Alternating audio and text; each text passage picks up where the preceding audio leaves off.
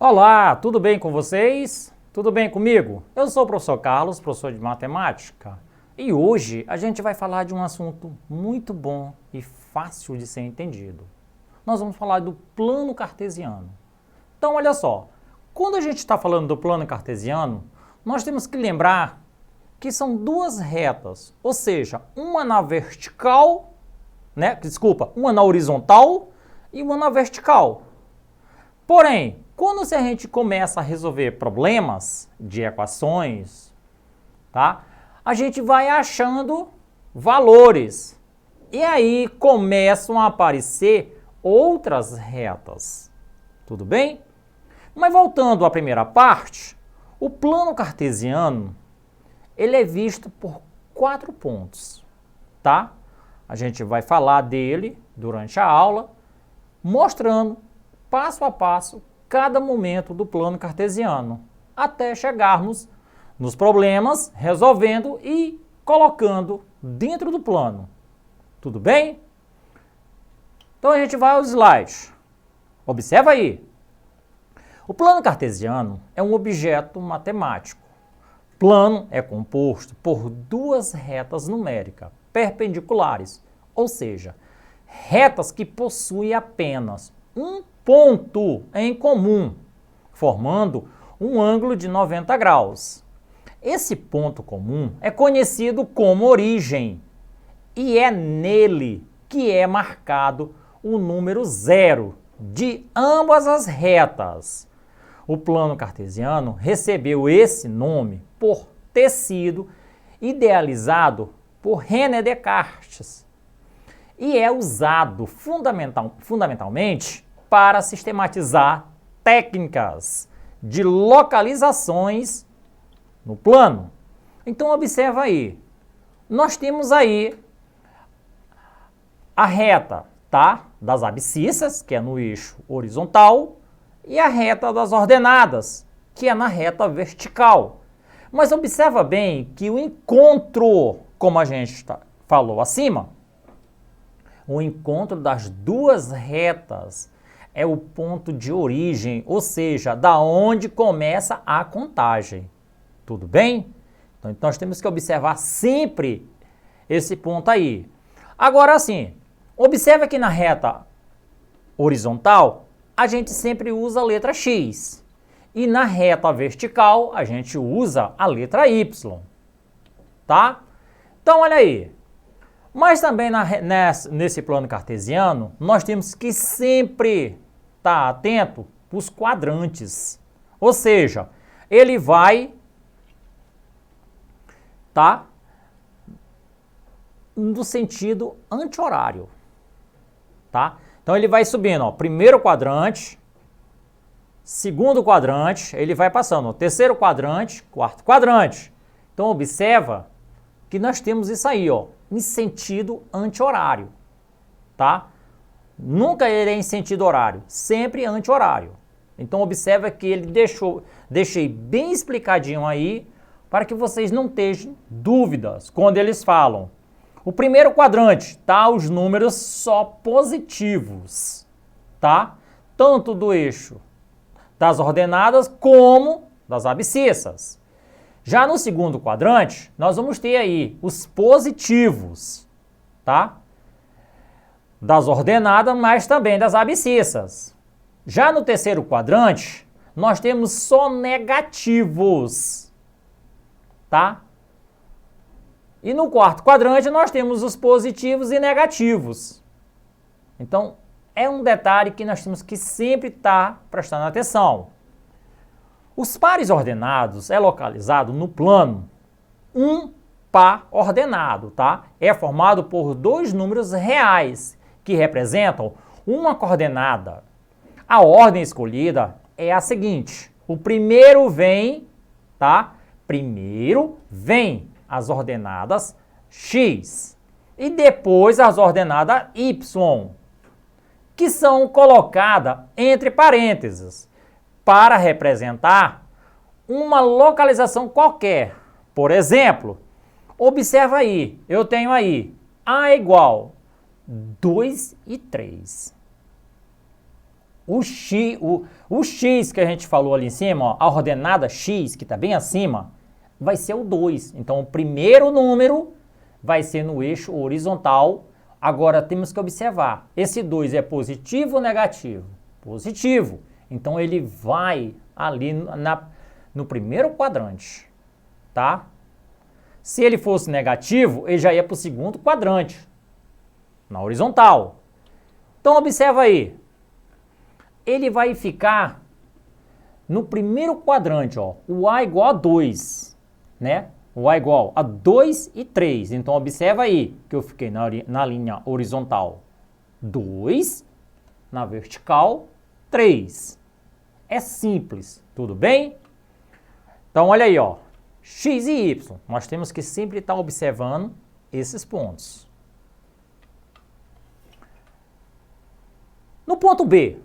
No ponto B eu tenho 3 e menos 3. Então, observa aí que já vai mudar. Porque o segundo número é o y. E é menos 3. Então, ele não vai ficar no primeiro quadrante. Tudo bem? Então, olha só. Ele vai ficar direto no quarto quadrante. Por quê? Porque o primeiro número, ele vai estar no x.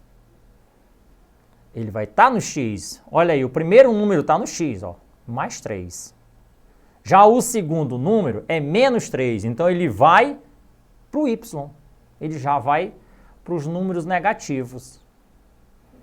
Então aí eu tenho o meu conjunto B, tá? O meu ponto B.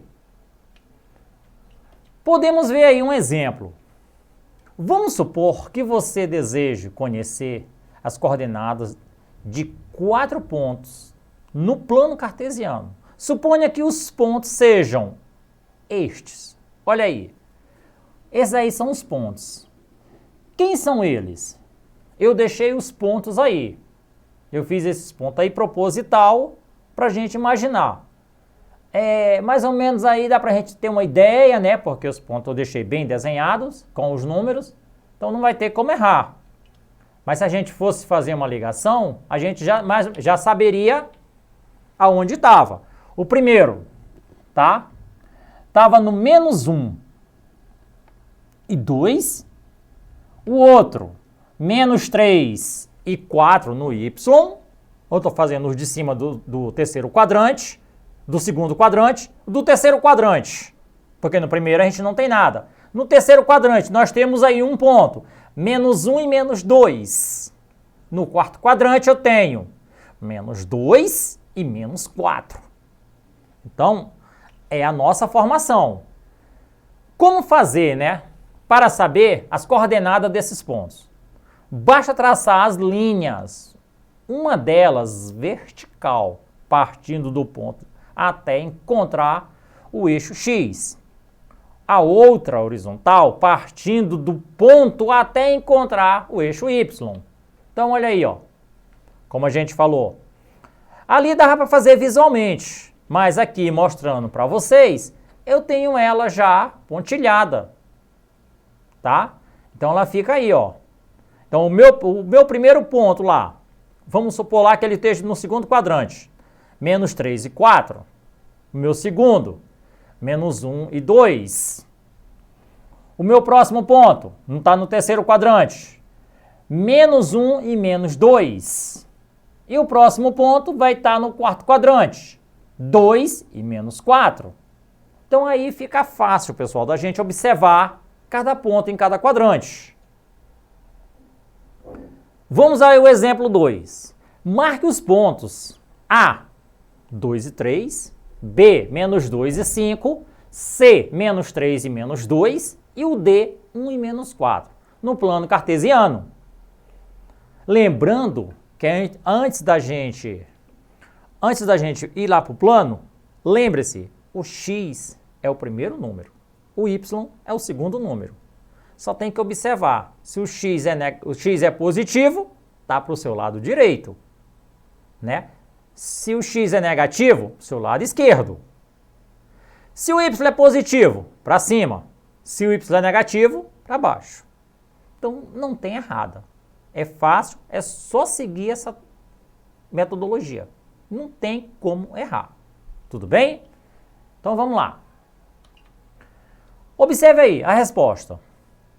Como ele é bem simples, tá? O A está no primeiro quadrante, porque o 2 é positivo na horizontal e o 3 é positivo na vertical. Então aí nós temos o ponto A. O ponto B ele já vai estar lá no segundo quadrante, porque o menos 2 ele vai estar no eixo horizontal, só que para o lado negativo. Então ele vai estar lá, ó, menos 2 e 5. Já o C está no terceiro quadrante. Observe que os dois números são negativos. Então automaticamente a gente sabe que vai estar lá no terceiro. Então vai ficar menos 3 e menos 2. Então nós temos aí o ponto C.